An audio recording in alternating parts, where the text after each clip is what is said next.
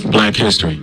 Found out is that how you learn about topics like slavery and the civil rights movement really depends on where you live and the textbooks you're using. And some of the textbooks we looked at, there's information that may surprise you. Is there a problem with how we teach American history in this country? Yes. Renowned scholar Dr. Ibram X. Kendi can't believe what students are learning about America's past. Reviewing these texts closely, now I can see why so many students get to college and they're like, why didn't we learn this in high school? Because it isn't in these texts. We asked Kendi, a CBS News contributor, to take a look at 4 textbooks used in public school classrooms. The first book, The American Pageant, is used to teach advanced placement history.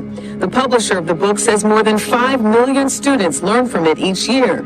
We looked at the 16th edition of the book, published in 2016. So here on page 346, it says, in the deeper South, many free blacks were mulattoes. The term mulatto is a racist slur against biracial people.